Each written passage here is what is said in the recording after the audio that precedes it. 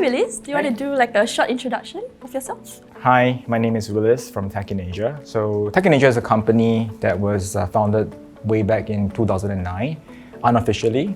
And it was started when I was the third year student at SMU. Tech in Asia was like one of the blogs that were covering technology and startups in Asia. And we definitely grew to a certain size that I couldn't imagine. So this remains to be my first job, even after graduating from SMU. Now that the deal has finally been sealed and confirmed, how do you feel right now? And what does this acquisition actually mean for Tech in Asia? There were two parts of the acquisition. First is the announcement. So during the announcement, we were obviously very excited, and I think it means a lot to the community that we were serving. And then the second part would be the actual closing of the deal. So I think that's where everybody, number one, gets paid. So a lot of gratitude towards our shareholders and investors who have been with us for the last 13 years. But that being said, while this is a finishing line to a lot of our shareholders, to us, I think it's a start.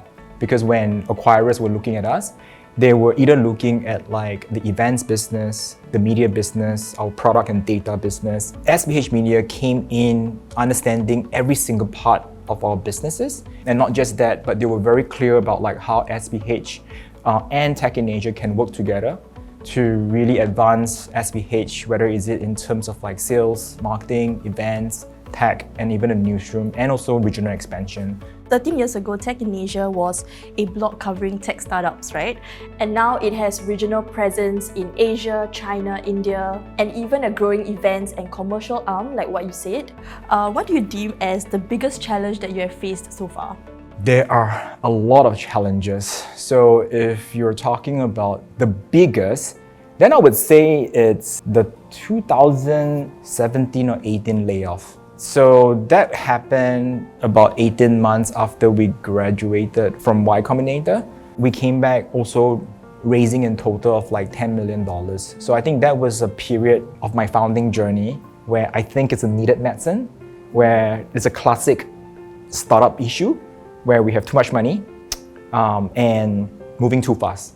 It caused us to burn a lot of money without any clear direction on exactly why are we doing certain projects. After knowing that we left with about 18 months of runway, we never had that situation before. Within a month, we make a decision that we have to restructure and lay off. That was very, very difficult. Just constantly having to talk to everyone and deliver the bad news again and again and again. So I remember I broke down, and it was way too emotional because some of those people that I work with have become more than just colleagues. There was such a hit in terms of the morale, and there were natural attrition after the layoff. The biggest takeaway would be to really understand that you can actually achieve a lot with very little. So I think when you have a constraint, you tend to be a lot more creative, you tend to be a lot more picky on what are the battles that you want to fight, what are the projects that you want to fund. So again, I think that's when we go back to the mission, our user base, and truly understand that they care about journalism, and that's pretty much about it. Thank you for sharing that with us. I think that was such a pivotal time in your career. In this media landscape where you see a lot of job cuts and dwindling profits, what has been the key to building a commercially sustainable business in line with TIA's values? So a lot of our commercial products, we make sure that we spend as little as possible to kickstart the experiment, to validate that this is indeed an unmet need in the market. In general, less than 1% of our content are under the paid content labeling. And for users who actually read the branded content, they also derive value out of it because the entire content were produced using the same editorial process that we have in-house. So you can imagine that if we keep on executing at this level and being very ROI driven, a lot of those experiments do not generate ROI. We were very quick to actually kill the experiments.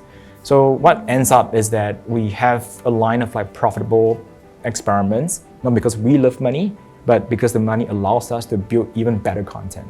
AI, as of right now, it's really good in terms of assisting, but not entirely creating.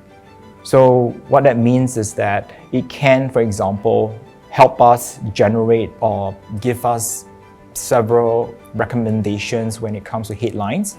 But at the end of the day, in terms of like accuracy of facts, it still has to be done by a final gatekeeping by humans. The second of all would be the unit economics of journalism. Is this something that I want to constantly feed my mind? Would I really want to allow the social media algorithms to be part of my newsfeed? So creating great content is really expensive. So how can we create content that is not just great for the readers, but at the same time profitable? Our answer to that is a mix of like revenue stream. You can't put all your eggs in one basket. So that would be a mix of like branded content, events, and also subscription, where we can really measure what is like the value and ROI of each content. This last question is actually for the TIA subscribers and loyal readers out there. Can you share what are some of the big plans that you have for the company in 2024 and what can they expect from TIA? Number one, invest in our own team, invest in tools that can empower our own team members to produce even better journalism, and our collaboration with Business Times. So many areas where we could actually collaborate, learn from, and data points and experience to exchange, where it would really help our journalists to upgrade.